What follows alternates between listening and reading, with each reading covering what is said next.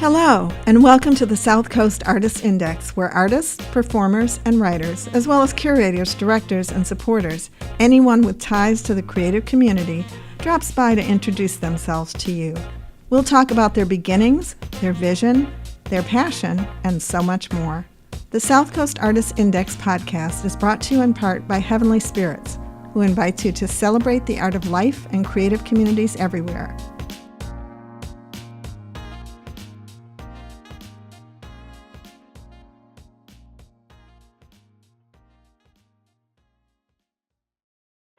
This is Ron Fortier with our second podcast live from Play Arcade, and we're here in partnership with AHA, and AHA's theme is Kids Rule. And with us, currently, we have other guests coming between now and the end of this podcast. I'm going to go the way I always go. I'm going to have our guests introduce themselves and spell their names. All right. So I am Roger Andrews. That's ROGERANDREWS. I almost forgot how to spell my last name. It's crazy. I'm sure I'm not the first, right? Some people would just go blank. Right, yeah, that's right. And with me is... My name is Ashlianna Felix. Everybody calls me Ash. That's ASHLIANNAFELIX. Long name. Long name. So Felix is a bastardized version of Felix, which is Portuguese. I am Portuguese, yes. Yeah. I went to school with a guy. You know, they say that customs never change people's names, but they wrote them down as they heard them. And you don't pronounce Felix in Portuguese. You pronounce it Felix. Well, my last name is made up. Most Portuguese people make up their last names upon coming over here. Really? Yeah. Yeah, strong guess, Ron. Portuguese person in New Bedford. Strong guess on that one. I appreciate that. I mean, if you come, the islands have a different tradition from the mainland too. I'm from Terceira. Okay. I love Terceira. I always tell people, if you're going to go fly to Portugal, do the one stop, land in Terceira Lagos, and you're not going to know what happened until you get to Portela in Lisbon, the main airport, and you go through customs. They're like, no, you already went through customs. Like, where? In Terceira. That was customs? Either that or it's like 2.5 hours kicking your bags in the line. That sounds more like Boston. That's what Boston's like. Yeah, right? Yeah. So, this whole concept of Kids Rule, and you and I have discussed this before about you and I both believe that there's not enough art available to kids on a daily basis, right? No, not nearly enough. I mean, we've got the comprehensive high school, for example, just to bring it to that level. We've got the vocational high school, which is tremendous. I mean, it's one of the best in the States. But we got that middle gap of visual and performing arts that I would, and I've been pounding on this drum for a long time. I'd love to be able to see something like that happen. But in the meantime, there are people like you. Right. So why don't you let everybody know a little bit about your background? And I don't think I ever asked you what got you into Sketchy GO, Ichie, because, I mean, you already had a successful career. You're pretty much like an icon. Wow, okay. I mean, just saying that you worked at Hasbro, for example, is enough to impress a lot of people. All right, yeah. That's it's funny. The Hasbro thing has been my calling card. Hasbro and Disney and DreamWorks and all these companies that I work for. But the reality is, I'm just a guy who's like a commercial artist. I was doing work for advertising agencies long before I ever got into the toy and game industry. And so, I almost consider myself like a glorified storyboard artist or a concept artist. That's really all I am and all I do. I just got fortunate to do this fun, pop culture-y, cartoony, comic booky art. And it's funny that Hasbro is my calling card in that I've been working with them since probably the year 2000. And I've been so blessed and so fortunate to be able to do these sort of licensed brands. And I think that is ahead of me. That's iconic, not necessarily me as an artist, because let's face it, as being a commercial artist, our names aren't exactly attached to the art that gets produced or disseminated, right? And so, when you say my name is, nobody knows who Roger Andrews is, I don't think. They know I can't spell my last name, but that's all they know.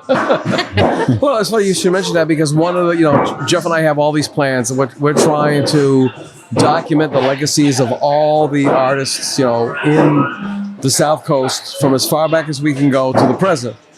And one of the areas that I want to do is because that's where I came from. That was my bread and butter because you couldn't make money as a painter around here. And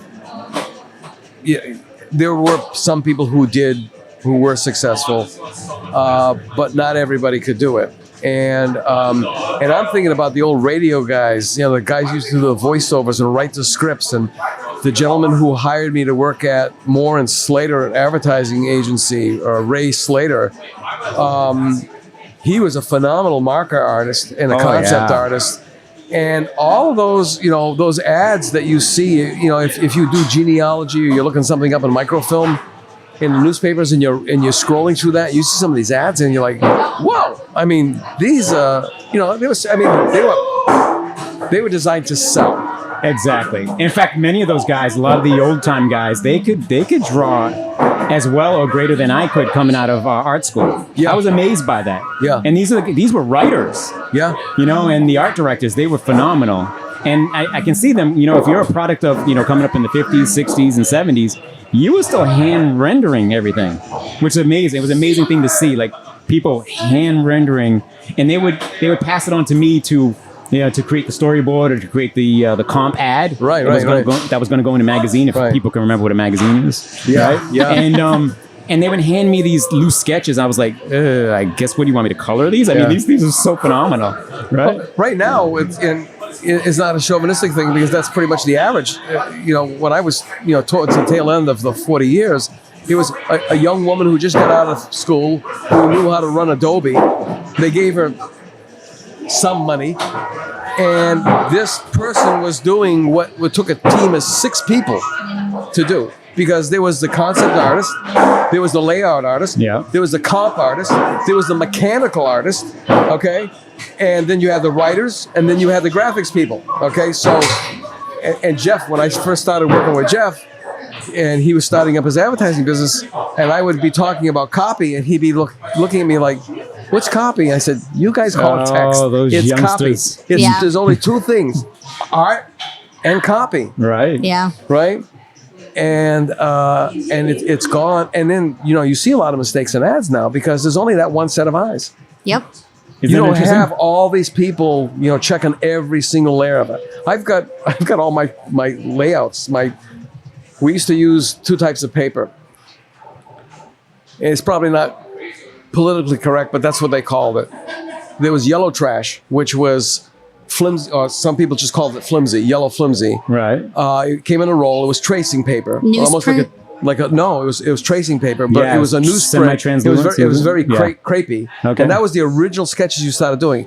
Then, when the art director blessed it, you moved up to the next thing, which is now the white trash. Yeah. Right. And then you tightened that up, and then that went to the comp artist, who comped it up, and guess what? That was my role in the whole the chain. That was my link in the chain. That was the comp artist. That was the guy to actually give it some polish. Yeah. I make the pows and the bangs. Yeah. I remember my first big job interview was at Kramer Trowbridge. No, it was Connor Cosmopolis. Because they were all like law firms. Yeah. Connor's Cosmopolis and another name. And the art director's name, honest to God, I'll never forget the man's name. The man, period. His name was Ron Reagan. Ron Reagan. And he looked at me and he went, and he sort of like dropped his head and he's like, okay, I've been where you are. I know what you're going through, but you got to make me a promise if I'm going to talk to you. I said, what's that promise? When you get to be an art director or creative director like me, you're going to have this conversation with some young person. And that's all I ask of you. So then he looked at all my comps, and, back in school, I mean, we did like these incredible things. I mean, like they were like, looked like real ads and stuff like that. And he went, why the hell did they do that? Why did they make you guys do that? Okay, you're technically proficient. You can handle an X-Acto. I don't give a shit. You got a sketchbook? I want to see your sketchbook. I want to see all your stupid ideas. I want to see all the ones that will never make it. because I want to see how your brain works. Wow. And I remember those kinds of things, you know? You know what's so funny? Then that leads me directly to Sketchy GO ichie. Okay. Right? That's it. Yep. For me, and Ash, hopefully you agree, it's the sketch.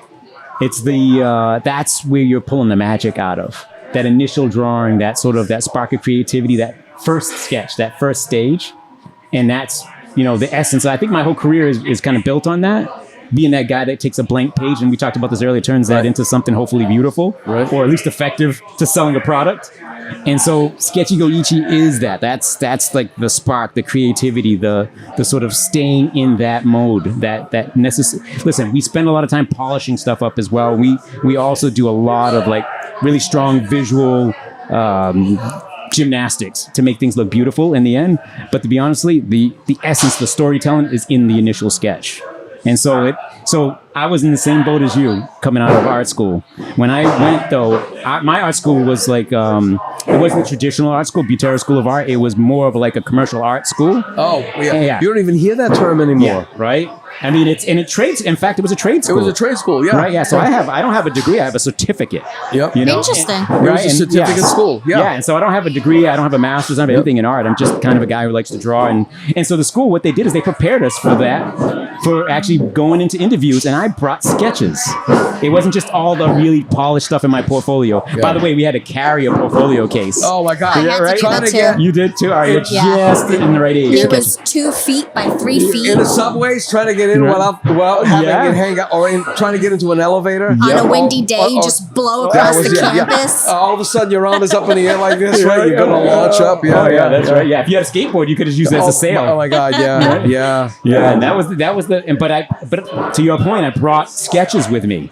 And so they saw that I could, I was a storyteller with the sketches. And I could concept. That's really all they care about. Yeah. I could have drawn stick figures as long as I could convey a story. Visual narratives. Because don't forget, back in those days, the photographer was, you had two kinds of photographers. The ones that did what the comp artist said had to be done, or the photographer who was the concept guy to begin with. And you hired this guy because you knew what this guy was going to lay out. You just have to say, this is the vibe, blah, blah, blah. This guy. I worked with this guy named Bruno Lintz. He was... Was this out of Boston? No, he was around here. He ran away. He ran away from Boston. His name was Bruno Lintz, and he was a German Brazilian. Okay. So I got a funny feeling his family were like the boys from Brazil. Okay, all right, right? This guy did not use sticks, tripods. He didn't use flashes. He could photograph women, fashion models. You'd never see him bring the camera up to his face or his eye. He would just bang off these shots that were just like, oh my God. And he composed the shot. He composed the shot. He knew where the lens was at all time, like in his brain. It was almost like he had a third eye. Wow. And, so you had those kind of guys. And then we're talking about sketching. I've been looking for a couple of people to see, how they've been. And, we're all getting old and up there in age. Debbie Healy, who I worked with at the Office of Historic Preservation, I just found out she passed away in New Mexico. And I always wanted to ask her if she was related to a Milt Healy. Because if you went to White's of Westport back in the day, you see all these murals. The Priscilla Room and all that other stuff. Milt did those. But Milt also worked for Mars Bargain Land as a production artist. Actually, he was a sketch artist. And there was a gentleman of color named Tom McCann, I believe that was his name. Okay. Who ran not to be that familiar, department. not to be associated with the shoes, isn't it? Tom McCann? Well, I worked for Tom McCann for best-selling shoe. Now that one you may not know about. Tom McCann shoes. Yeah. Never heard of those. There you go. All right, Yeah, you might really good pair of shoes for $4. Yeah. But anyway, and Milt would tell me his day would start off where Tom, he was the creative director. He'd walk up to where Milt's drawing board was, and there'd be like a cabaret, and he dropped this case of shoes. And what Milt had to do was, with pen and ink, sketch all of those shoes because they were for lino cuts. No halftones, because that was an expensive process. So that's why so many of those old ads were all pen and ink. And some of those pen and ink drawings were just phenomenal. Yeah, but I mean, listen, we're all fans of like classic illustrators, and the reality is like their hand skills, their ability to draw was so unbelievably phenomenal because they were constantly rendering by hand, right? All the time, right? And despite the fact that we work digitally, everything we render is still hand drawn. Like literally, it's not. We're not photocomping. We're not photoshopping and manipulating. Well, you know, Paula, well, she taught at Henry Ford in Detroit. Digital. She taught the history of design and I believe a couple of design courses, and then the digital age came, and we both remember, she and I, when all this 1.0 came out. So that was all keyboarding, you know, and mousing. Now she has one of those Apple pens. Yeah. And the control is phenomenal because that was like one of the big poo-poos from the traditional artists is like, you know, you just can't get that line quality. You just can't get that pressure. You sure can now. Yeah, oh, yeah. Pressure sensitivity is a beautiful thing. Yeah. Yeah. In fact, I mean, Ash, this like there's probably no medium that you can't replicate using your Apple Pencil. Watercolor, charcoal, paint, ink. Yeah, I mean, Ben Martinez, who was a former instructor at the Swain School, has been doing it for quite a long time. And when he's like on the train or whatever, when he's traveling to Europe, he does those sketches, and they're just like, you couldn't tell. No, there's no distinguishable difference. So let's turn it back to, because it's kids' rules. So let's turn it back to the kids. Sure. As an instructor, as a professional artist, and are you teaching it along with Roger? My name is Ash. I am teaching alongside Roger. Yeah. What are your experiences? Shall I begin? Go ahead, Right. You can start it. So my direct experience is my alma mater. I taught at my alma mater after graduating, maybe only a few years after, which is really strange to be a student and a couple of years late teaching other kids what I learned. But I worked at the ad agency, and then I taught at Butera School of Art in the commercial art division for several years, maybe 2 or 3 or 4, I think. And then several years later, I got brought on to teach as a guest lecturer over at UMass Dartmouth in the CVPA. So in the illustration department. That's where we met. And that's where we met. In fact, to push the family tree along, I actually taught Ash. She was an illustration student. What year was that, actually? I graduated in 2021. She graduated in 2020. So I had her as a student and obviously identified that talent right then and there. I was like, I got to work with that person. Was there any hangovers? I can't remember his first name, but it was Barry was his last name. Was he still hanging there? No, Barry. And then I think there was a couple of French. Yeah, Jean-François. Jean-François, Yeah, Bruce Maddox is running it now, and trying to think of all the other old school people. Zach Gialongo. Zach Gialongo is kind of new school. But I'm trying to think who is. Drawing a blank right now, but but Bruce is the hub. Right? Yeah. I think Bruce is the connection point. That's me. I dropped my phone. I don't know, it sounded like it sounded like somebody dropped a video game, one of the video games on somebody's head, right? So Bruce Maddox, he is the absolute connection point for probably a lot of us. Yep. And he's awesome. What an awesome individual. He would be a great guest. Yeah, I'd love to have him on the show. Yeah. I mean, but as a former instructor, there was always challenges with the younger generation because you would have the kid who would come in who was the golden child of their high school, and you had to break that person down like everybody. But this is from a fine arts background, right? And we're talking. I always used to tell my students, because that's how I learned. If your shoulder isn't sore at the end of the session, you're not doing it right. You know what's so funny? I think that started to fade out in my era. So again, I went to art school and graduated in the 90s, the early 90s, so late 80s, early 90s. Mm-hmm. There was a transition point. I think there was a little much more softer approach that was happening at that point. Yeah, I mean, Yeah. I don't think that today's youth would be able to put up with with the kind of rigor that we had. And colleges have to make money, right? So they want to make it inviting for everybody. And, you know, the people who have money, who think that art is the easy way to go, a lot of them enroll their kids into art programs in college. Right. And I see your point, though. There were a few...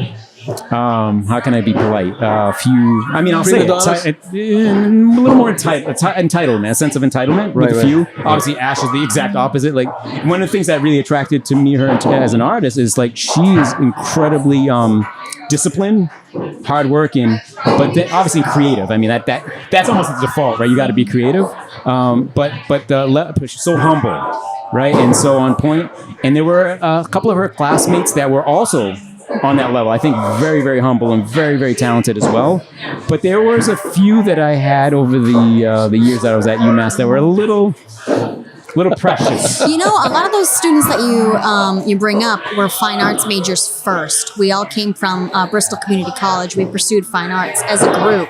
You mean the good kids, the strong ones? Yes, yeah. The top 5 of the class. Yep. And we moved over to UMass Dartmouth, and they wouldn't put us in our junior year because they want that extra year for payment, you know? So we were really ahead of the game. We knew what we were doing when we came in the door. Yeah, the maturity level was there. And you're right, there just wasn't there was no prima donna in any of that group. And I think there were a few, if I'm not mistaken, there were a few Voc Tech graduates too. Yeah. Yes, we got some New Bedford Voc grads. And that's another thing too. The Voc Tech program has, I mean, Keith Francis is in there. Is Ty still teaching there? Yeah. I think when Ty came in, all Lori of a sudden Hippolito. it became a really serious program, because prior to that, I think they were still stuck in the old-timey kind of stuff, you know, commercial art, which the original version of commercial art. Right. And then there was some fine arts as well that was brought in, which is obviously is wonderful. But again, for a commercial art program, I can only speak for myself, but I was really sort of motivated to be someone who was not a starving artist. I'll just say that. Yeah. Well, I mean, see, that was the other thing about commercial art. That's why so many fine artists went into commercial art, because that was bread and butter. I mean, it was better than cooking in a restaurant, which I did, selling shoes, which I did. You know, it was a thing. But my other thing is like, what are young people really looking for when they enter into an art course or art program or art curriculum? What are they really, really looking for? Is that really a sense of fulfillment? I think it depends on how young we're talking. I mean, at least for me, when I started getting old enough to want to pursue art as a career, I knew that there was a sense of magic associated with creativity, and I wanted to be able to produce that myself.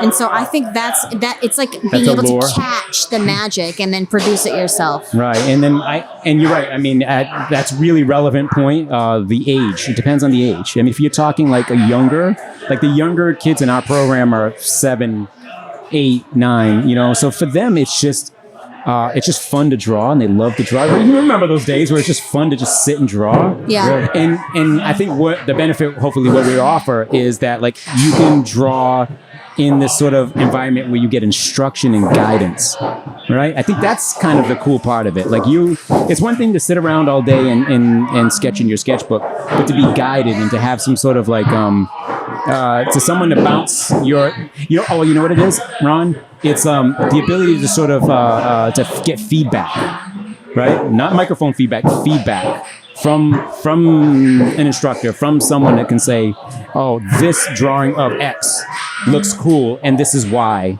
and this is the things you can improve upon. To have that at an early age, I think is strong. And now I don't know if they're seeking it, but I feel like that's the benefit. Well, there's also the magic of tips, hints, and tricks. Yes. I mean, I still remember Mal Oliveira. He was my one and only private painting instructor. He lived on Arch Street in Dartmouth. Mike Morris, the photographer out of Payden Aram, that's his great uncle, I believe. When I found out that they were related. I mean, he had to come on the show and talk. Every time I get to the easel, that man is sitting, he's standing there next to me. Huh. It's the weirdest thing. I mean, because it really was about the tricks and the tips and the hints were not just contrived marks. They were about observation. Like every time I do a horizon, he would always tell me, if you look really, really close at the horizon, you're going to see a very thin, light line because you don't have the sky smashing into the ocean. You need to have that separation of light because that's going to give it more depth. And it was just a bunch of little things like that, Yeah, those little, to have access. But here's the thing, though. You won't have access to that by yourself. Yeah. Right? And sure, you can go on YouTube and you can watch videos, but and by the way, I go on YouTube and I learn a lot from watching, so I'm not disparaging that at all. Right. Yeah, but for someone to draw something up on their iPad and show that to you, and you'd be able to say, hey, what if you did this? Like the in-person interaction, there is something special about that. Right. I mean, in our class yesterday, there was a young man that was like, I want to talk to Roger. I have to show him something. And he got great joy in watching your interaction in person. Right. And he was so proud of what he created. And here's the thing, to be able to make those adjustments, to have that ability to make those adjustments early or to feed them those tips and tricks early. How great would it have been to be a little guy, like a 9-year-old? Yeah. And to be able to take a class like what we put on? Yep. Like, could you imagine how, that would have been like an accelerant? It would have been like, nitrous oxide for your drawing because you're going to propel faster. You're going to get to the point where you're more confident drawing faster with instruction at a younger age. And it's almost like sports. I think I made this analogy on the podcast. Yeah. It's like sports. Like if you get a lot of training and you get great coaching early on, you get naturally more confident shooting the ball or bunting or whatever you're doing in sports. I think that's part of hopefully what we can provide. Again, it's an awareness. And the awareness on so many different levels. The awareness of touch, the awareness of sight, the awareness of, I tried developing. Well, I did develop it. It's just trying to launch it. It's the 70s Tibetan drawing, based. If you could take Nicolaides, which was the master when I was in fine arts program, and Betty Edwards, who became the new guru, drawing on the right side of the brain, and smashing those two together. And I was successful when I was teaching courses. I remember there was teaching at the old artworks, and there was an entourage of UMass Dartmouth fine arts professors who were getting a tour, and I had like 6th and 7th graders, and they were doing drawing, and the whole thing, the push, the pull, the whole experience. And one of the instructors, they all went through the room, and then one of the instructors came back and he went, "You're teaching them foundation?" Like, yeah. He's like, "Damn." I mean, they got it. I mean, they were drawing a pile of coat hangers. And once you get them to say, okay, don't look at all the damn coat hangers. You got to start looking at the shapes. Tearing it apart, putting it together. Look at the negative shapes and all that other stuff. And it is a very different way of life. It's a very different way to approach your observations. I mean, Adrian Teo, and I mentioned this seven times on my past podcasts, that Adrian said, everybody says that artists are really good. The art training helps you, makes you a better problem solver. Because I say this all the time. Right. Because in art, you solve a problem and you've created another one. Yep. Yeah, and that's the working the whole page over kind of thing, and so on and so forth. Sure. But he said, no, it's not just that. What an art program teaches you is about relationships. Yeah, that's smart. And then I borrowed a page from Robin Williams, not the Robin Williams, the comedian actor. Robin Williams at Arizona State, I think it was. And I always wondered, she did the Joshua trees. I think that was like one of the first things that she wrote. She was a graphic designer. And one of the I always wondered, who did she take off on the faculty for them to come up to her and say, you have to develop a course, art for non-artists. Huh. And she came up with a CRAP program, which is applicable to a lot of things. Yeah. CRAP. Okay. Contrast, repetition, alignment, proximity. Once you see that in motion, you can't unsee it. Right. Yeah. That's So a good way yeah. to see it. Yeah. I mean, there are so many different. So, what does that have to do with anything? How does that help you put bread on the table? Because I think that's a parent's biggest worry. Oh, my daughter, she's really, really good, but I worry about her, how she's going to make a living. And it's like, I think that resistance, I don't know if you guys have noticed, is less now than it was maybe 10 years ago. What would you say? I like the idea in Okinawa. They believe that once you find your life purpose, like that's the whole point of living. And I think I resigned to that as well. It's like there's more to life than just how many dollars I have in my bank account. It's how I'm going about my life. And art teaches me to be mindful of everything, like the thing that I'm observing in order to draw, steps that I have to take to become the best version of myself in my position as an artist. Right. And what's interesting, and I'll take it from a parent's perspective, right? Obviously, you want your children to survive, hopefully prosper, but to survive.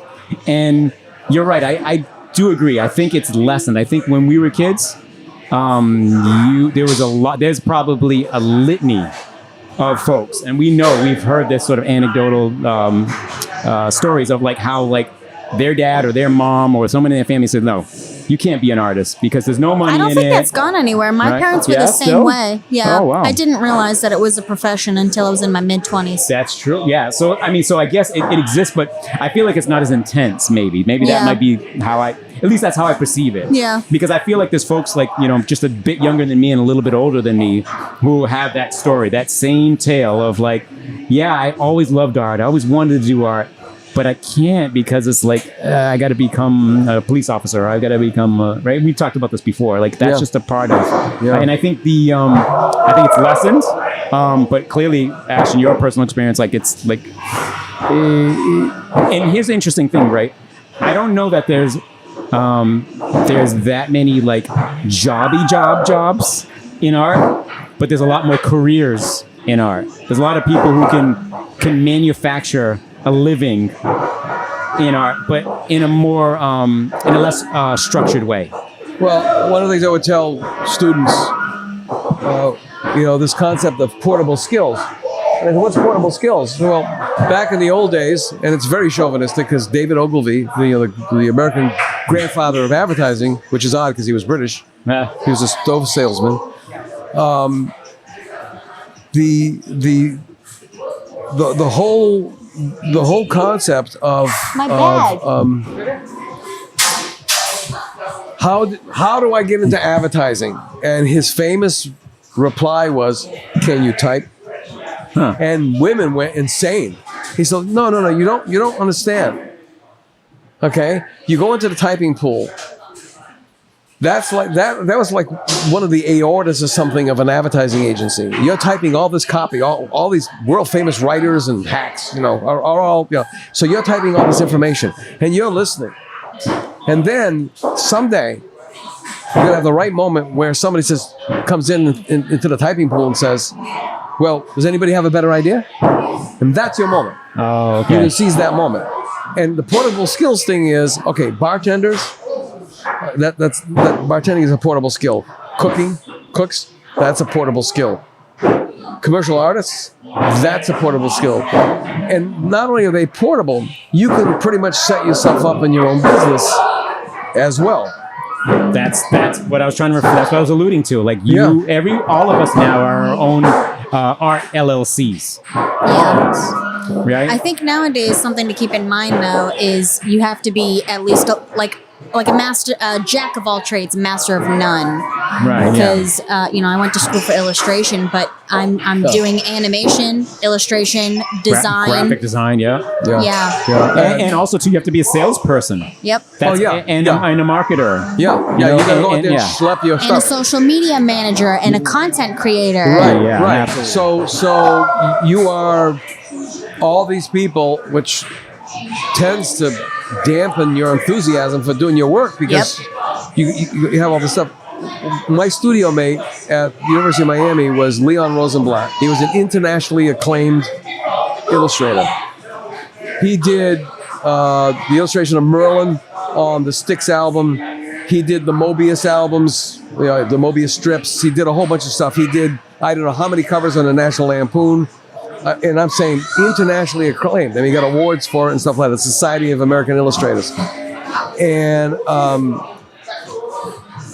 he made a very, very good living in New York in 1 year alone. This is 1974. He made $50,000. Just going out there. And he was doing all of the pulp romances, where he would hire. Was it Fabio? Did he have Fabio on? At that time, I don't think Fabio was even known, but I do remember him saying he would hire a buxom woman and a muscly guy, and he said, and he's like, draped over his left arm, draped over his right arm, standing behind him, touching his shoulder. I mean, it was like all these rote. Things, and he could pound those things out, and he was making $300 a pop for Silhouette books, Silhouette Publishing. Sure. And then, with the advent of digital, there was a point in time where illustrators were out of the market. Because, traditional illustrators. Because they were charging more money than the photographers were, and everybody thinks they are a photographer, right? Right. Yeah. So the market just keeps shifting and stuff. So getting back to kids,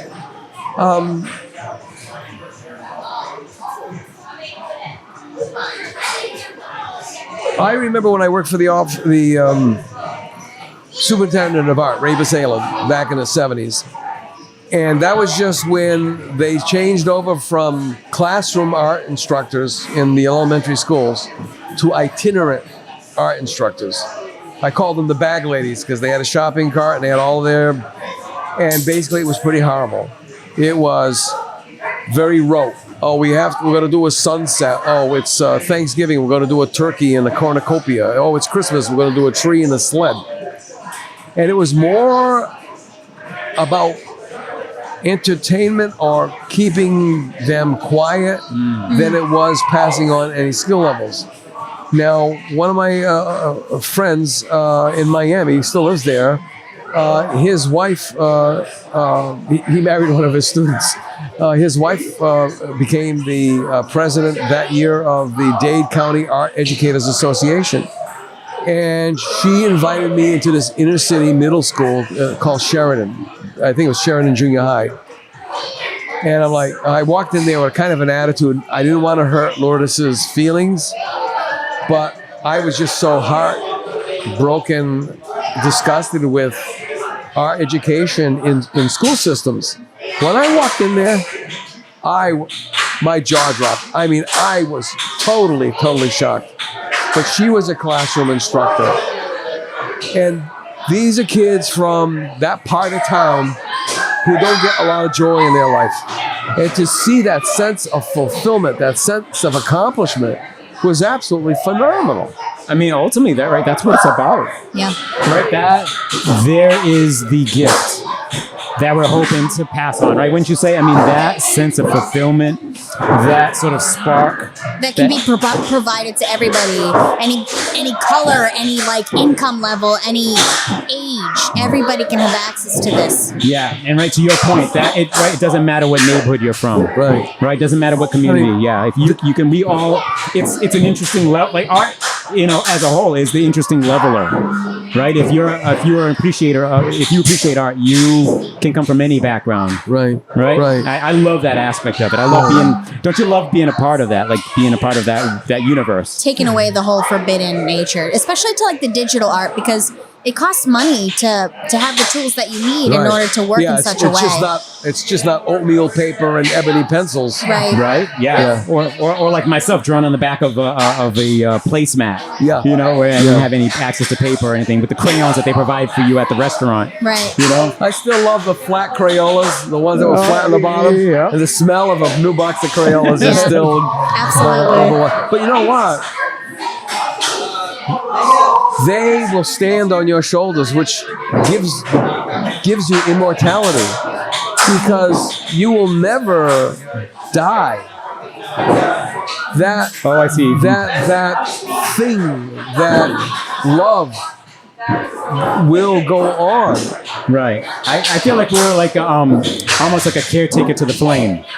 Right? Yeah. Right. We're passing that torch along, and we're keeping it lit, and we're passing it to the next generation for them. So hopefully, as you referred to earlier, right? Someone instructed you, I believe at the creative director at the ad agency, said, "Listen, one thing I'm asking you to do is pass this on." Yep. Well, right, we're taking that call. Yeah. And we're gonna pass it on. Philip Guston, who went from a top tier, in art history lingo, a top tier ABEX. So he's a top tier abstract expressionist, who all of a sudden one night, I mean, his family had been murdered in Auschwitz. He had seen the civil rights thing, the Jim Crow South. And one night he was in a studio and he thought, how ridiculous. I mean, this is a successful painter. How ridiculous. I'm sitting here pondering, should I use a blue or should I use a red? And that's when, I don't know if you know about Philip Guston and how he evolved into a point where people are like, are you out of your freaking mind? What are you doing, right? But he just decided that that's something that he had to do. He had to show this hatred. He had to show this inhumanity. And that's what an artist does who's now teaching through their work. I mean, your art has to have a purpose. And as trite as it may seem that, okay, so you're producing these ads for shoes, that has a purpose. Yeah, there's a purpose. You're making somebody happy. 100%. Right? Now imagine that if you were doing that for a cartoon series, that's about to be launched. Imagine if you were doing that for a video game or a toy, And it's funny, Ron, I had that epiphany one day. Like, because again, it's easy, right, to kind of get wrapped up in your in the work, right? And we all do that. And matter of fact, in any walk of life, you kind of get wrapped up in the work, and you lose sight of the back end. Who is receiving whatever service you're providing? And when you stop and think about, like, we create images that actually bring people joy. Right? Think about that. Like, how potent is that? Yeah. Joyfulness. And more often than not, younger people and collectors, I guess older folks who are collectors, right, have a lot of joy that we generate. And I never, ever, ever take it for granted. In fact, it bolsters, and it gives me energy. I mean, as a working artist, there's that sense of fulfillment. You are creating joy. I mean, look, some of the toys that you've designed and so on and so forth. I mean, they're classics now and such. And that's like, yeah, I did that. But as as an instructor, there's a completely different kind of emotion, because it's not voyeuristic. That's not the right term, but it kind of is.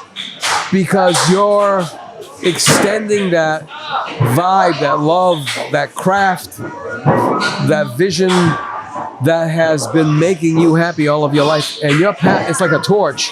You're passing that on to somebody else. So, and I've been really trying to go back to the theme of Kids Rule. What would you do if, this is like a Barbara Walters question. That's right, yeah. If I gave you a magic... cry. I'm telling you, I'm not going to cry on this. If I gave you a magic wand and told you only had one wish, but you had to spend that wish on elementary and secondary school art programs, what would you do? You mean choosing between the two? Where would I spend that? What would your wish be? Either or, yeah. What would your wish be across the board from K through 12? I think I think middle school. I like that sort of that 11 and The hormone hell stage of the. I feel like right now, like a lot of the younger ones, it's in the joy zone. Like they're just coming because it's fun, right? And they're getting to draw like a lot of their favorite characters, and we're teaching like again the tips and tricks, and so there's a gamified aspect to it.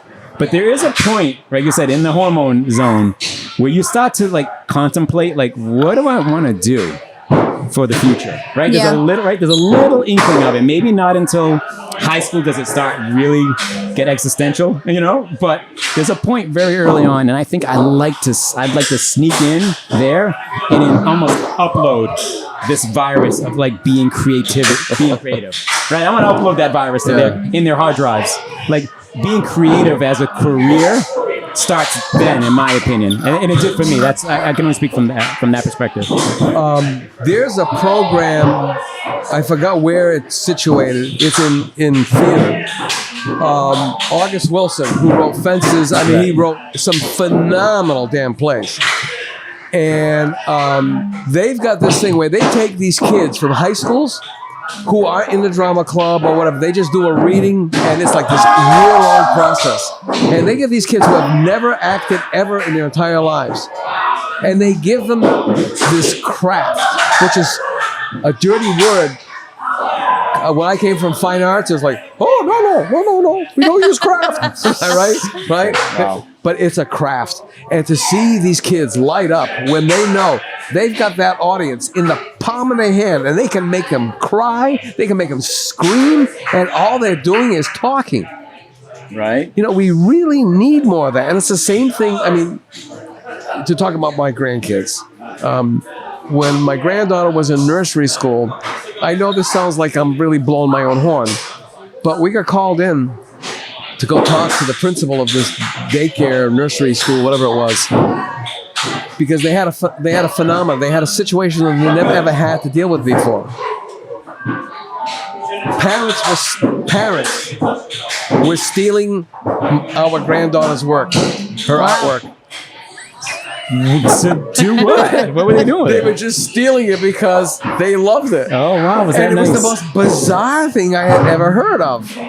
And then her little brother, who's 7 years, and I use that term, it annoys him, but because my brother had an oops baby 17 years later. Okay. But he's an oops baby 7 years, just because they thought, well, the daughter was shop that was was closed, it, right? right? Yeah, right.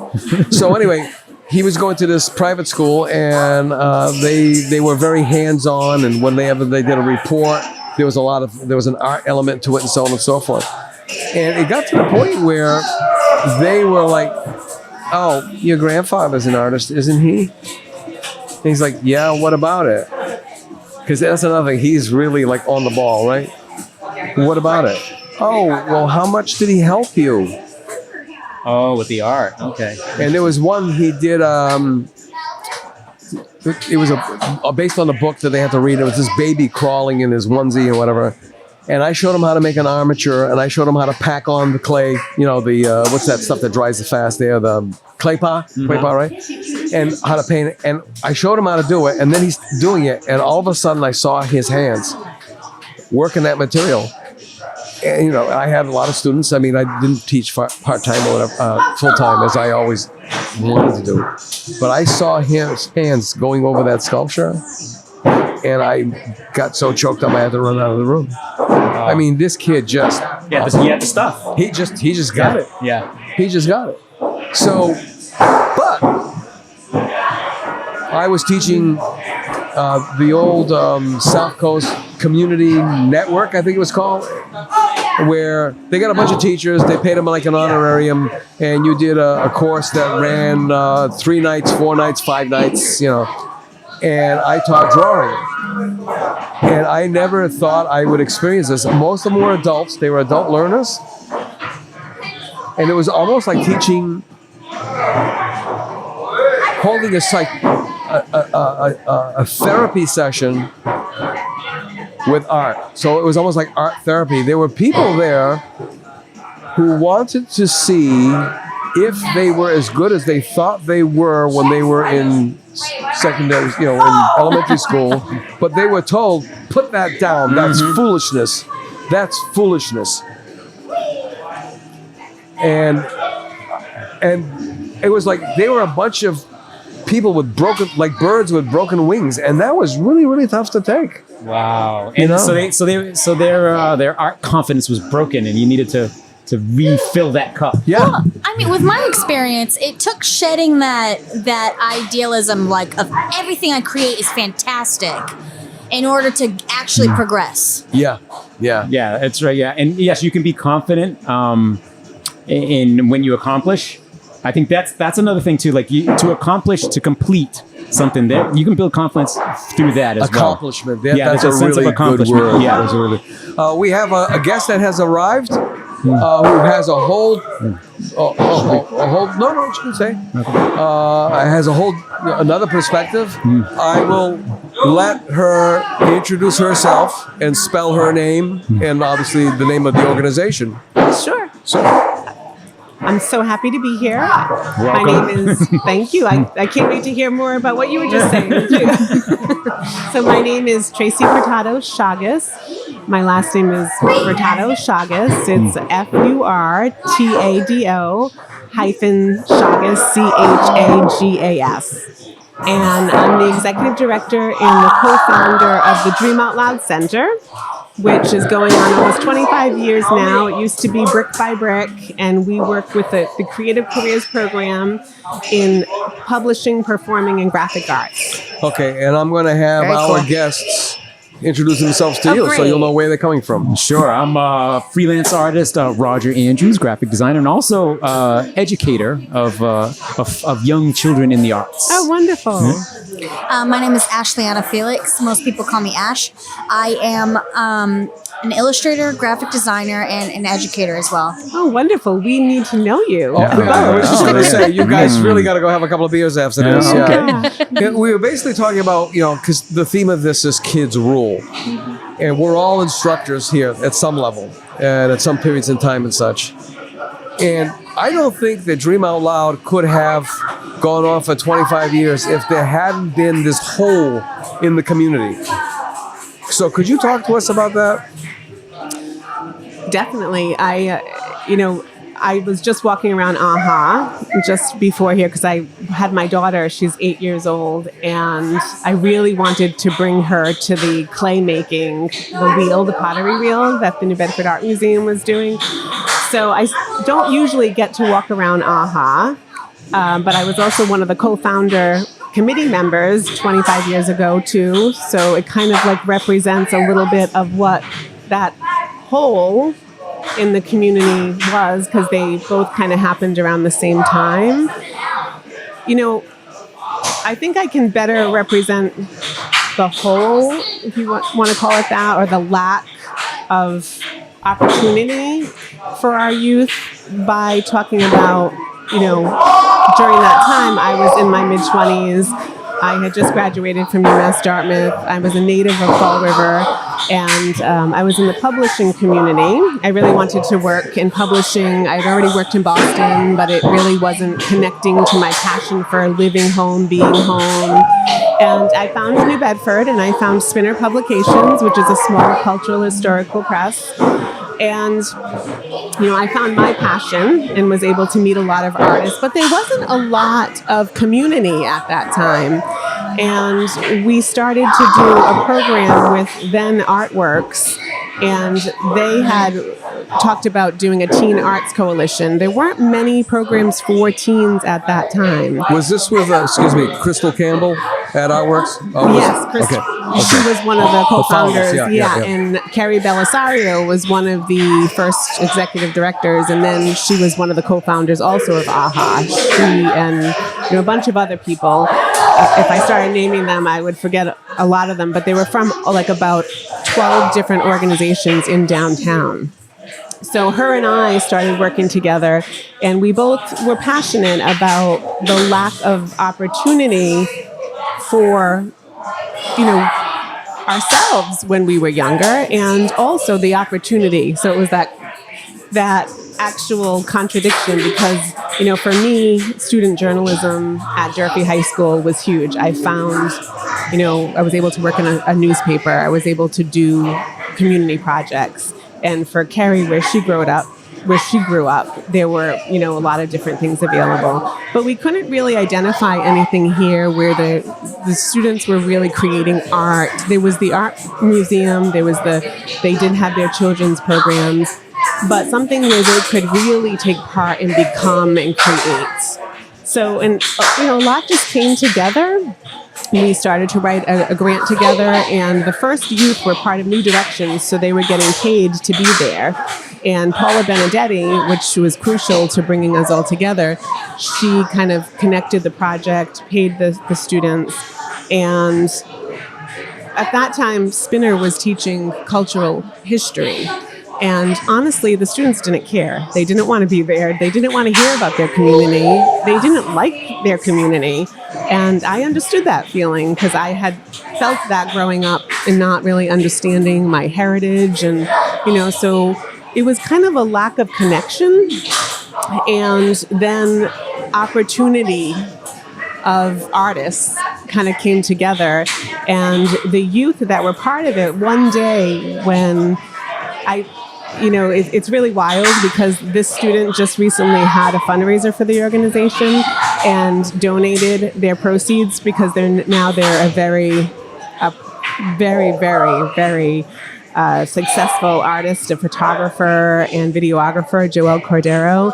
He just recently had a huge event and donated money to Dream Out Loud's apprenticeship program because he was one of those first youth that was in this program that honestly didn't like it from the beginning. And then when I said, what do you think about a teen magazine? What do you think about that? And everything instantly changed.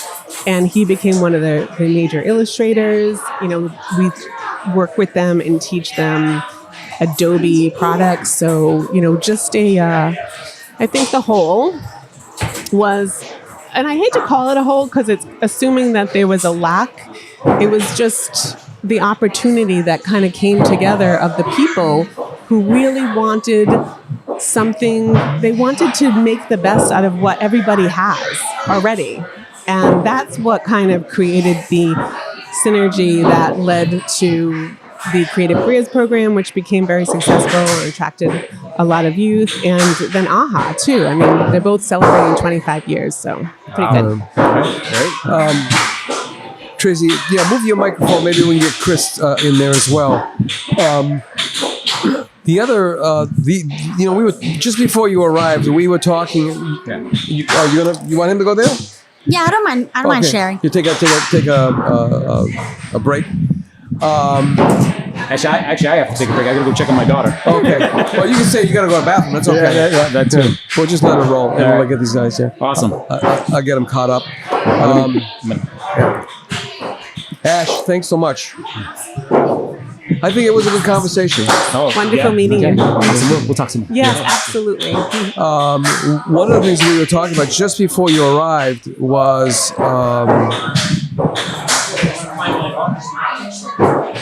when I was working for the Old South Coast Learning Network. Yes, Sandria I remember. Parsons. Yes. I did one of the first adult drawing classes I did. I never expected what was going to happen that happened. Yeah. And it was like dealing with broken birds with broken wings. Someone even told me that the reason why they were taking this course was because they loved to draw when they were children. And that was something they thought they could be artists. But some adults, someone in authority told them, what do you want to do that for? You're not going to make any money. Put that down. That's foolishness. Absolutely. And they came back and they were scared to death because they thought that maybe for the last 20, 30 years, they were living this lie, that coulda, shoulda, woulda thing. Right. And the other thing on the tail end of that, and to show the emotion of these things, is the Swain School of Design had the Saturday morning drawing classes. And there are still people who attended those classes who almost get choked up talking about those classes. To them, it was one of the best things they ever did in their young lives. Yeah. And I think, just to build on that, and then I want to introduce Yes. Kris Motta, our current program director. Oh, what do you mean? You're gonna get rid of him? No. Yeah, let's let him introduce himself. Okay. Yeah, And spell your name. Spell my name? Yes. So Especially Kris you. Motta, it's KrisMotta. And I've been at Dream Out Loud now, I think I'm hitting 8 years. And then I've been the program director for 3. And kind of what you talked about of believing in the creative careers, I left there for a short amount of time, maybe 6 months, to pursue other jobs that were, quote unquote, more financially stable and whatnot, or a little more like traditional. And every time I did that, I'd talk to Tracy and be like, hey, I miss Dream Out Loud. I miss the work that we're doing, being creative, having that outlet for myself and working with the kids. And so every time I keep coming back. So it's cool as an adult, kind of getting that experience from Tracy and from Dream Out Loud does that same thing for me that we do for the kids of hey, you can be creative. You can have this awesome career, and it's not foolish to want that, right? The world needs art, needs your voice, needs all that. So it's really cool to have that own connection to me. It is not. It's not decoration. It's not keeping idle hands occupied. No. There's been this trend over the last few years. Well, it comes and goes, where there are educators, which is almost impossible because it's so MCAS oriented. And, the Europeans, I don't know if you look on social media, the Europeans have been banging on the United States like you wouldn't believe. Our food is crap. They won't allow half the products we consume in their countries. Our educational system they're horrified by. I know when I was living in Portugal, and just around the fall, there was Jumbo. It's Jumbo, but they're Jumbo, okay? And they were contracted to put out the art supplies for the students. And it was like, are you kidding me? It was absolutely phenomenal. So art was an integral part. It wasn't a add-on. It wasn't a cling-on. It wasn't an also. It was part of their education. Right. To see patterns, to observe, to be professional observers. And yet, I don't like to speak in negatives, but because you kind of planted that seed in my mind about what the whole is, and we have to very much focus on the positive energy to try to bring it together, to bring the funding in, to bring the momentum. But you are 100% right that there is a lack of support for individuals in this community a lot. I'm sure, we're going to talk about this community, but not out of, just more out of a lack of understanding. It's, people want to give advice to their children. I remember my parents, blue collar workers, they wanted me to do well. The fact that I wanted to major in English was a little scary, first generation college student. And it was, you really need to take a job that you're going to make a full-time salary, you're going to do well. And I was like, but I'm a writer, I'm an artist. And we wanted to give that back to these individuals. And we quickly saw, and we continue to see, that when you offer support, the artists and the solutions to community problems and to individual problems, they all happen in these ways that are powerful. But there is a lack still of support. Dream Out Loud just won an amazing award that we're so proud of, that we won it from the Massachusetts Nonprofit Network, which is a very respected organization in Boston. And we won an Excellence Award for great outcomes with a small budget. So I've been reflecting on that for a long time. Everybody that works at Dream Out Loud, we work there part-time because that's what we need to. At one point I was a full-time executive director. But the funding, you gain funding and you lose funding so frequently. Yeah, we're a nonprofit. In fact, we're going to come up on our 1-year anniversary. Yes, congratulations. And let me tell you an eye-opening experience. Yes, and so you move forward so quick. You gain something, and then you're simultaneously, unfortunately, you're usually losing something too. Yep. So it's this constant dance of working with funds, and if you receive a $1,000 grant or a $75,000 grant, it almost is the same kind of reporting. So if you look at some of our best institutions and you look at the amount of full-time jobs that they have to function in marketing, in administration, in program development, and you think of all the meetings that go into making something successful. Well, we've been able to streamline and to really work together as a team and build efficiencies. So we're proud that we won this Best Outcome Award, this excellence for Best Outcome on a small budget. But we, in our next 25 years, we want more abundance. And that is lacking in our community, that there is a lot of resources available, but so many of our organizations, and I know this because I've been involved in the community for a long time, we're doing really powerful things, but on such shoestring budgets. So, I think there's so much opportunity to kind of make that expand. And I think there's more attention. People, funders, foundations are looking at New Bedford. Right. I mean, there has been a renaissance here. Yes. And so much so, I mean, I've lived long enough to see the next best bright idea shoot up into the sky, light up the night, and then come crashing down. And okay, next. Right. Yeah. We had so many, this mentality of, I call the silver bullet mentality. Oh, this is going to be it. This is going to be it. But one of the things is, I mean, we had whaling.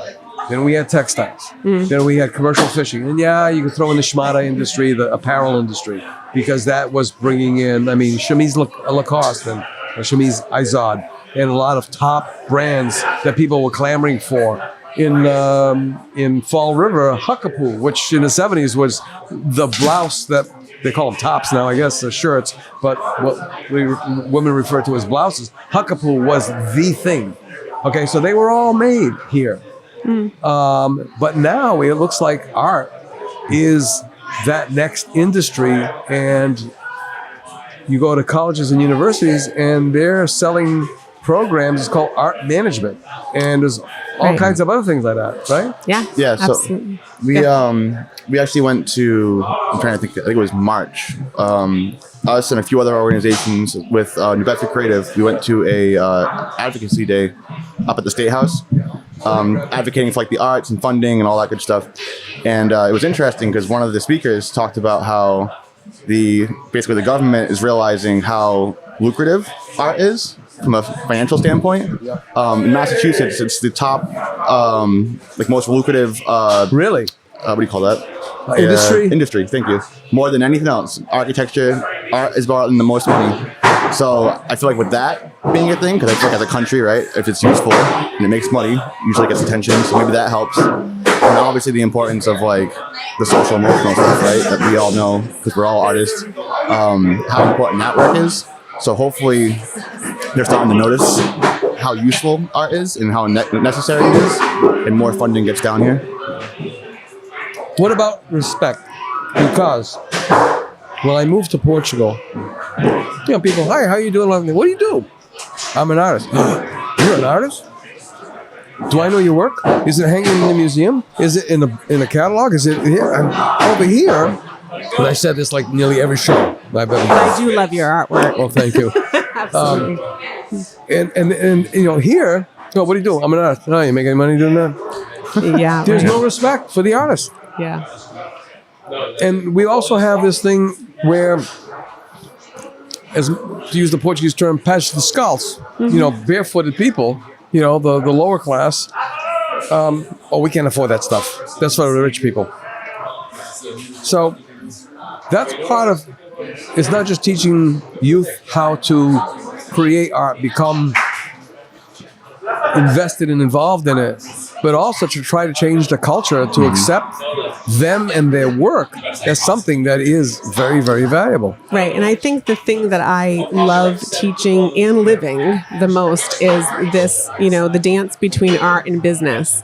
Like, in order to allow the innovation to come forward, to create something that's powerful, you have to be able to kind of let down some of those barriers and that might hinder you for success. But at the same time, you have to have achievable deadlines and goals in order to keep the business going. And those two things at any point, that's what we always try to keep in mind. And one of the reasons why I do think that we've been able to attain some success with the artists that work with us is we attach it to, you're a professional right from day one. When the youth come in, you're an artist. You don't want to be here. You want to be on your phone?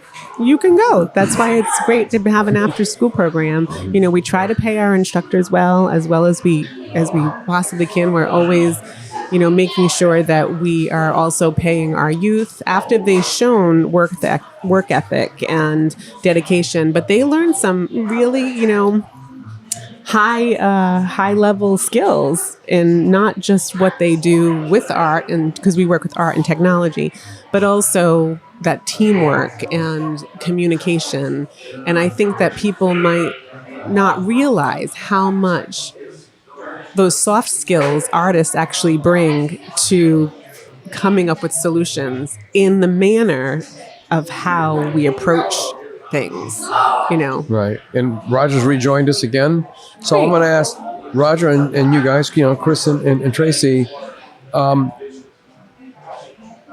you go to bed at night and know that you have at least one student that has totally surpassed anything you imagined for yourself? Absolutely. I mean, it's like, damn. And I'm not jealous. You feel like a proud papa or proud mama, right? Every semester, especially nowadays, right? Technology is so prevalent. You can learn anything you want on the internet. So I would say, honestly, about half our students come in and like artistically and even some of the skills, they've already surpassed them. I'm not an artist. I don't draw. And they'll come in and they're like, yeah, I know how to do that already. They're animating. They're doing all this crazy stuff because they have that passion. And so it's really cool when they come in. And then it's like, all right, cool. Like I can show you the business side of stuff and help you to like we just talked about how to like have that self-respect and the value of your art. But they come in just so fired up and ready.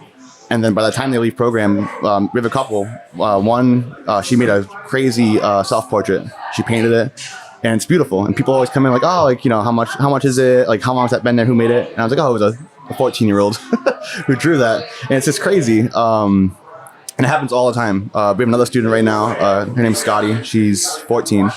And she writes probably 3 songs every semester. But they're only required 1 from our program. We're like, take your time. We'll help you. We'll record it. And she'll make a song beginning to end, record it, and perform it. And usually makes like 3. And her songwriting is like super deep. And the ideas that she gets out like into the songs. So it's really cool. So like, for me, that's what pumps me up. Whenever we have our showcases and can like see how hard they've worked, and just like how crazy talented they are. Yeah. I don't know. I get jealous. Sometimes I do, I guess, a little bit. But yeah, because like, wow, it really came easy. And I'm gonna ask Roger to answer that same question. But as you were speaking, something else jumped into my mind to ask you about as well. Is when they come into that classroom in marketing. When I used to teach marketing at UMass, it's like the product is never the product. Okay, Jay Peterman from the Jay Peterman catalog. Yes, he was a character on the Seinfeld show, if you remember that, if you're old enough to remember. But he was also a real person who had a catalog. It was what they call a Slim Jim. There's a whole story behind that. And the thing that always stuck with me is he said, when will American businesses realize that people want things that make their lives the way they wish they were? So can you, when they walk into the classroom, you always have 1 or 2 that are like, oh yeah, they just gave me the keys to the kingdom. Yeah.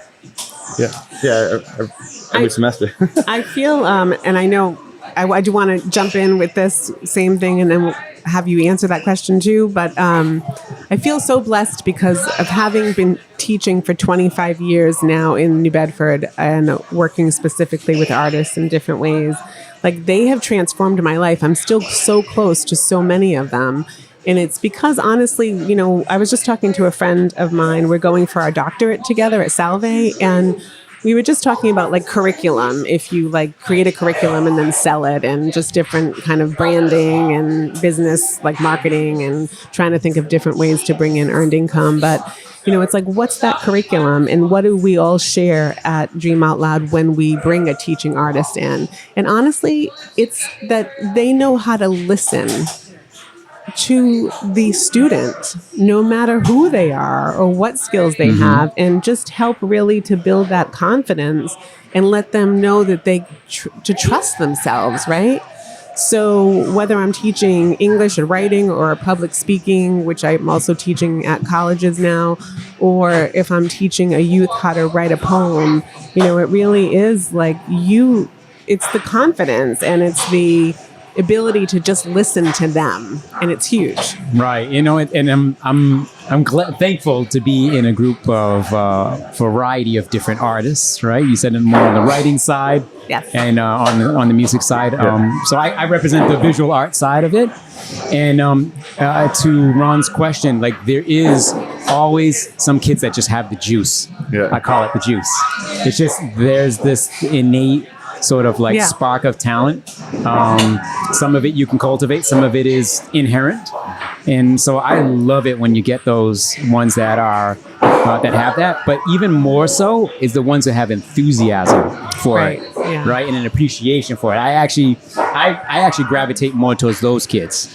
The ones that are just excited to do it, and whether they're the most visually talented doesn't really matter to me. It's about the ones who really get into it. That's like the extra juice. That's the juice squeezed right from the orange. You know, it's so sweet. Yeah. And I love that. And I'm sure you guys, when you get that real when you have that enthusiasm and that dedication, and it's really remarkable. And you find it more than you realize. All right. Yeah, no, absolutely. Well, speaking of enthusiasm, I got my less than enthusiastic daughter right there. I've got to get her on and moving. But so thankful to you, Ron, for inviting me again. I'd love to meet and spend time more with you guys have to get together. Yes. And thanks as always, and have a great conversation. I'll see you guys further. We would love to invite you and your family to our next student showcase, which heck yeah. Is August 22nd. August 22nd at 6 p.m. At 6 p.m. at our space down at the Kilburn. Anyone is invited. Yes, we're on the suite 264, and so we're now in the Kilburn Mill, which we've been there for how many years now? This is our third 30 years. Previous to that, we were in downtown, so it's definitely, a new experience, but it's a new community, and it's got a lot of great creative energy. Sure, awesome. And our drawing workshop is quite literally right up the street. We're on 137? Yeah, 137 Union. We're at the co-creative space. Nice. Space. Yeah, love. We got to plan a field trip for some of our youth too. Come on Saturday. In fact, we have a summer program. It's digital art. It's all drawing on the iPad. Nice. And the kids are digging it. They that's what we do loving too. the heck out of it. Right? We know what that is. You guys know exactly, we know right? What it is. The technology, like the bridging of the technology and the art. Yeah. And so, listen, more than welcome to come by. It's 4 p.m. to 5:30 on Saturdays throughout the entire rest of the summer. Wonderful. So just come, stop in and see what we're doing. Yeah. And I'm going to share with you some material so we can connect. Because my website and all that stuff's on there. So it's it's Sketchy GO Ichie. If you want to see me see us, sketchygoichie.net. And I'll share some info, and hopefully I can get yours. And I really want to connect with you guys. And we're dreamoutloudcenter.org, and we do post a Ron lot. Sent me your link immediately. Oh, he was like, and we love to collaborate. I mean, everyone's an independent artist and independent contractors, and we just collaborate with a lot of artists. And you can retain your business name. We believe in building a big community of a lot of different. So who doesn't love community? Right. You're wrong if you don't love community. It's important. Yeah, that's right. So again, grateful to you, and looking forward to spending more time with all of you. Right. Thanks so much. Right, have a good rest of the AHA. Yeah. Oh, right? Kids rule. They do. Waiting for Maya Livramento from Third Eye. unlimited if she can show up. She's watching over at the Abolition Row, the the 5 pillars of hip hop. So she might have gotten tied up there. Yeah, there's a lot going on outside. We almost had a concert today, but we have this thing. We always have to watch and participate in our concerts. So I came down like at 5 o'clock so I could get a parking space, and I was lucky. But it was already getting really tough to find a space. I lucked out. So let's wrap this up a lesson until Maya shows up.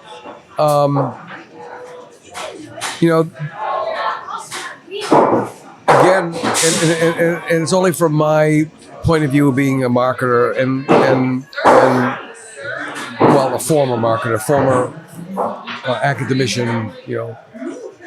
So I was an educator and I was a practitioner. So you tend to look at things with a wry eye, kind of thing. Sure. And I would tell my students, sometimes you observe things and you got to go take a shower because it's humanity, Right. But you're looking for things that work and you're looking for things that don't work. Where do you think, and I asked Roger the magic wand question. It's an old Barbara Walters question that she used to ask. Getting nervous. And I'm not going to ask you if you were a tree, what kind of a tree would you be? I'm also a journalist, so give me a Barbara Walters moment. I'm okay. And the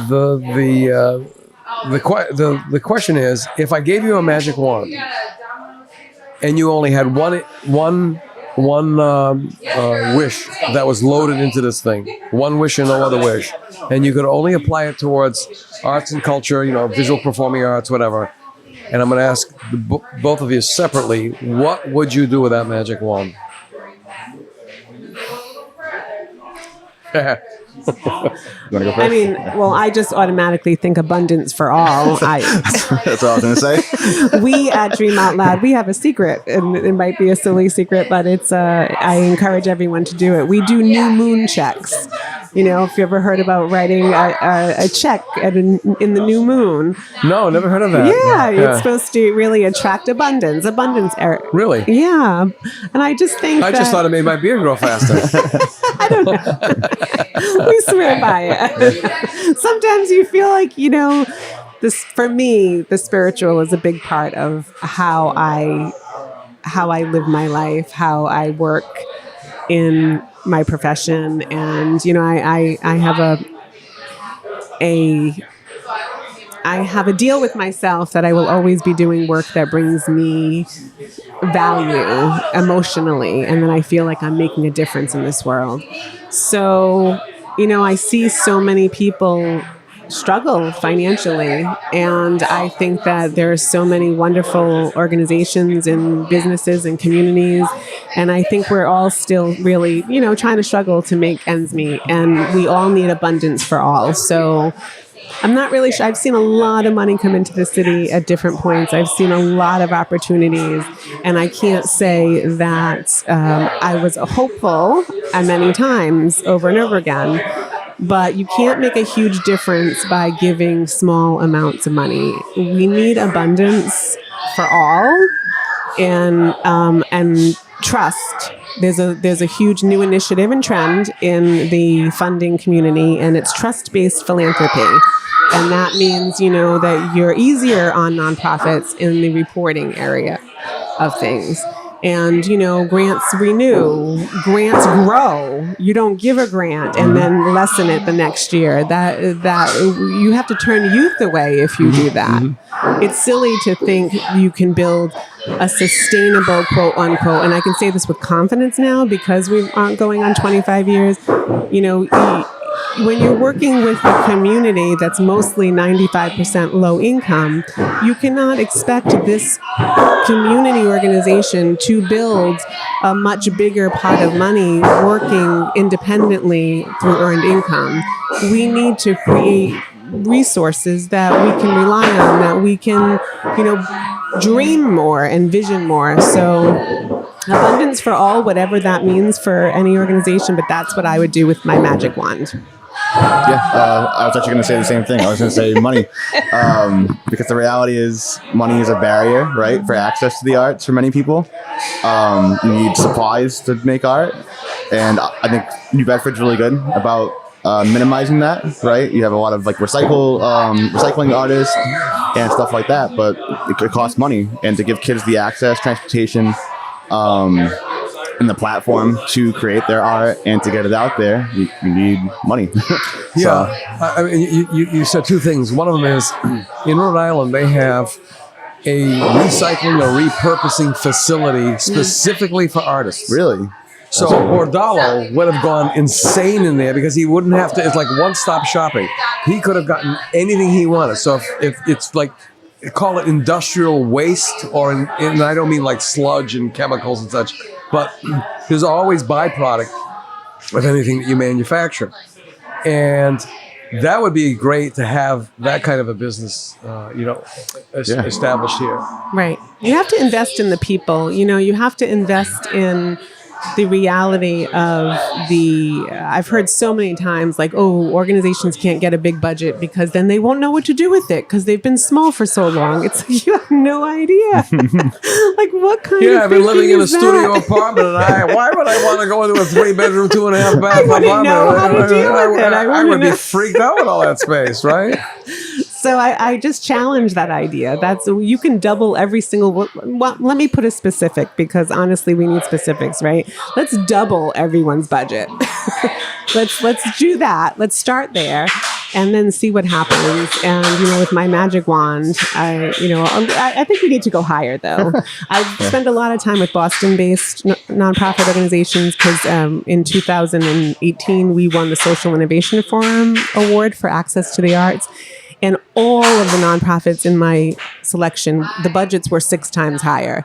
And, these are considered small. So just in comparison, our budget is $150,000. We have over 20, independent contractors that we work with that are teaching, and the programs are free. And, we serve those 3 publishing, performing, and graphic arts. So, we could more than easily double that.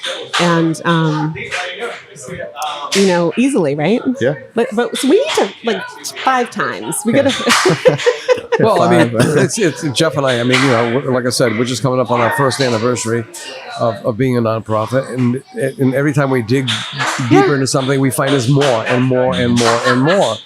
And the crux of the matter is we want to document the legacies of the artists of the South Coast. Right. And that includes everybody. Everybody. And I don't just mean DEI. I mean everybody. Right. It's really, really important because Jay Avila from Spinner. I love Jay. We're cooking up this plan, and he sent me a 92-page document with all these photographs on it. And it was like the worst thing he could have possibly done. Because I'm already like, into the stratosphere already on page 2. Yeah.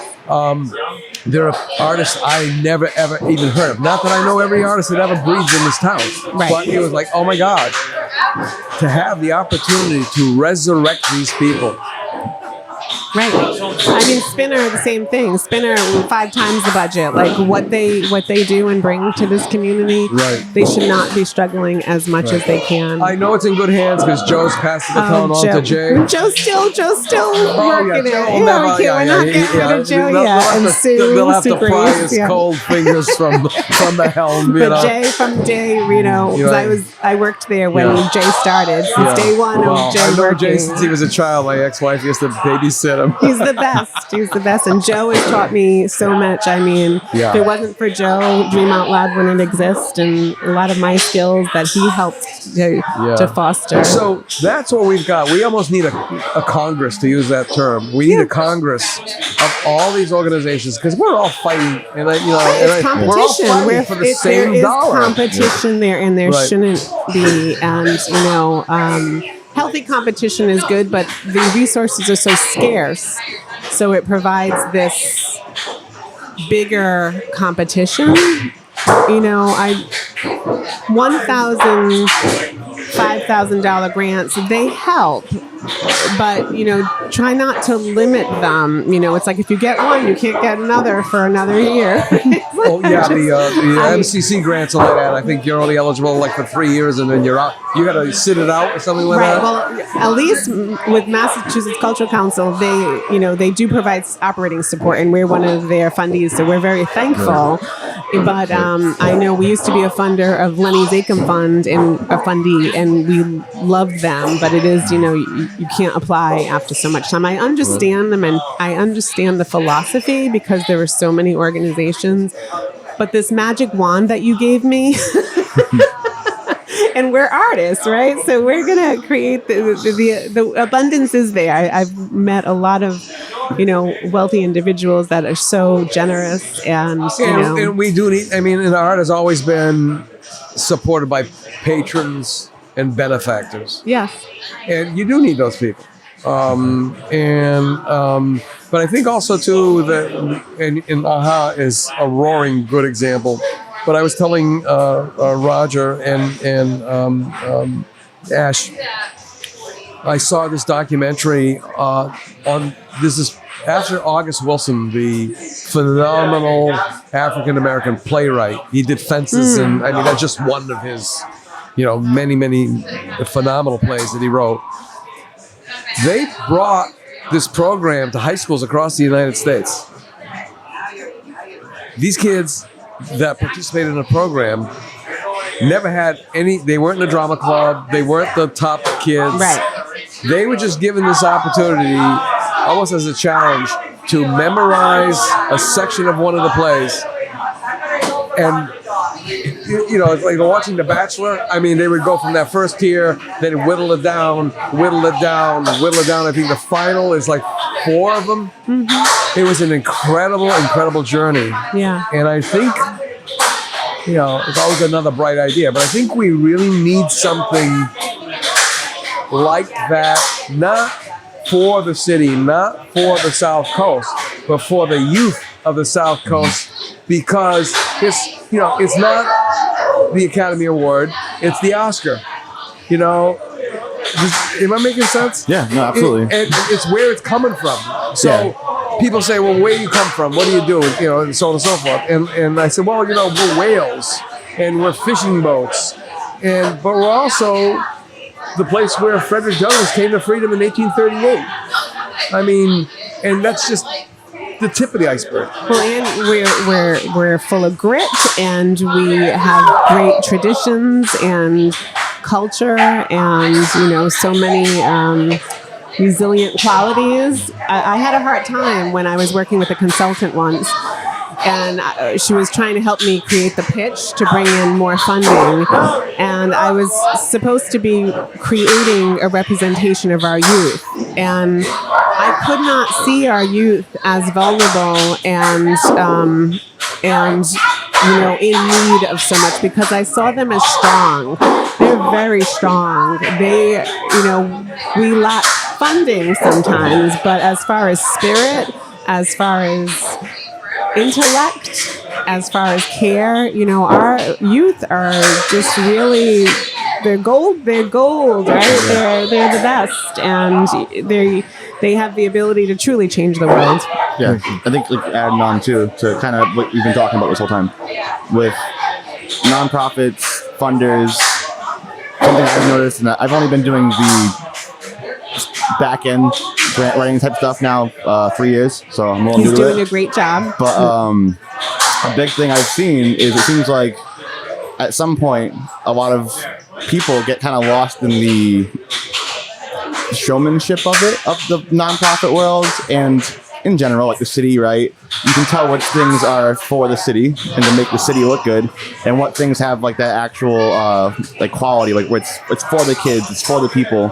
So making sure that we focus on that, anything that we do from Dream Out Loud, it's about the kids and what they're getting out of it and investing in them. Right. We're not investing in Dream Out Loud. You know what I mean? It's not. It's authenticity. Right. Yeah, authenticity. Exactly. I'm actually studying authenticity. I think I'm really intrigued by the actions, right? That how you can decide what is authentic or not. And even journalism, it's like a huge thing that in writing, like how, and especially in an age of AI, right? How you can decipher authenticity. And with our youth, you know, if people came to them and needed a solution created, you know, they would spend that time debating it, thinking about it, and coming up with some of like the most amazing solutions, where usually they're not brought into the conversation or they're not allowed to express their negativity. And it's like, no, we need to hear your negativity. We want to hear your negativity. We want to hear your pain. We want to feel your pain. We want to feel your pain. You know, all art is expression. And that comes with the thorny, brambly, sharp, you know, warm, fuzzy, squishy. It's the whole thing. We're going to have to start bringing this down to the end. Sure. So I'm going to give you guys the opportunity. You made a really good point. I thought of another point because of something you said. Now I can't remember for the life of me what the first point was. So it doesn't matter because that's just how my brain goes. But to wrap this up, you know, to close out the kids rule, AHA Kids rule, what suggestions do you have for parents whose child is leaning that way, to use that term? Yeah. I think the most important thing, again, this whole conversation is revolved around it, but it's seeing the value of each kid as an individual, right? Their ideas, their experiences, all these different things. Every person from childhood into adulthood has that. And so supporting that and seeing that and nurturing that.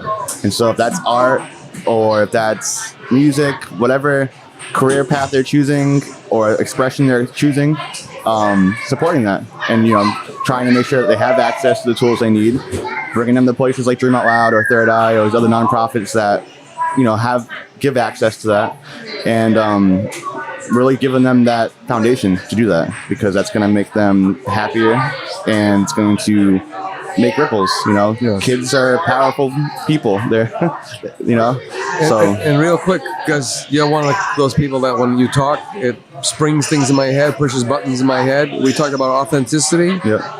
But thinking about Third Eye now, and I remember back in the Tierney administration where gang leaders, to use that term, wanted to approach the mayor about public art, and she did not want to legitimize them.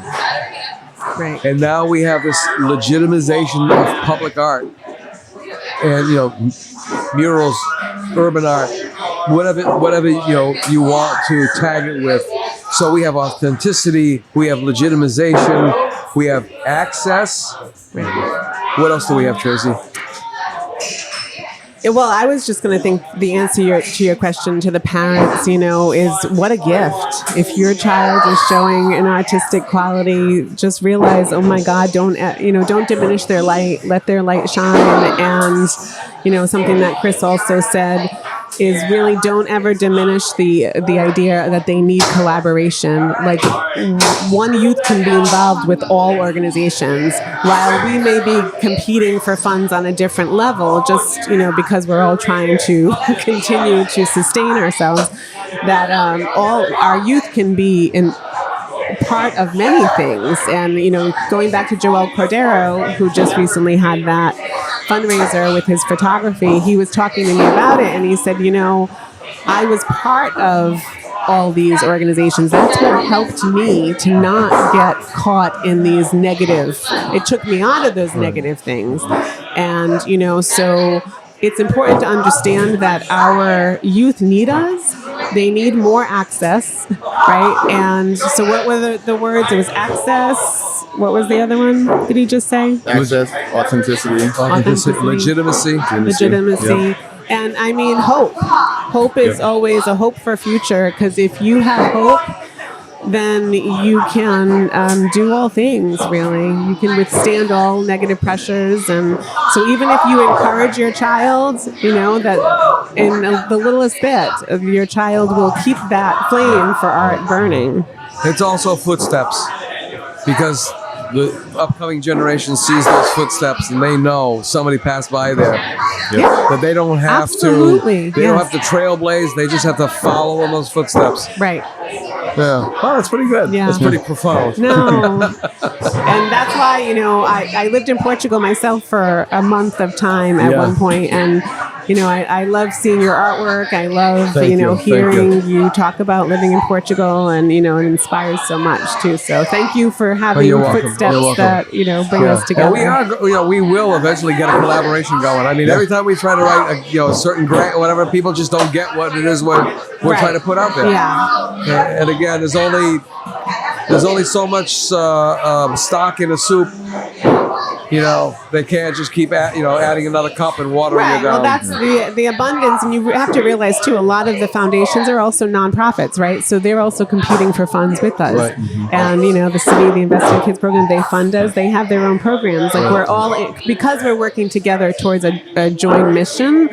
So it's part of the understanding of because I'll call. Why did we get denied? I mean, so many people. At one point, I didn't do that, but then when I see certain funding coming in specifically for our mission, and I see the success of our youth and the outcomes and, and the struggles still, I make it a point. Like, let's just hear why. And sometimes the honest answer is just that, what you said. There's just too many. And on that note, we're going to close this out, but I think we ought to talk about doing a podcast series on some of the successes that you've had and had those young people. Yeah, we want the young people and here. talk about their journey. Yeah, that would be amazing. Okay. Yeah, thank you so much. Excellent. All right, folks, thank you so much. This is Ron Fortier, the host of the South Coast Artist Index podcast.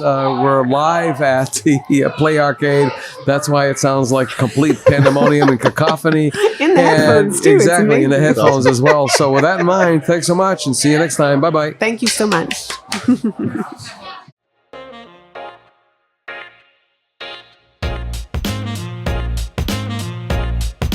We'll see you next week for another episode of the South Coast Artist Index podcast. To learn more about the South Coast Artist Index, visit theartistindex.com. Find us on Facebook, Instagram, and YouTube.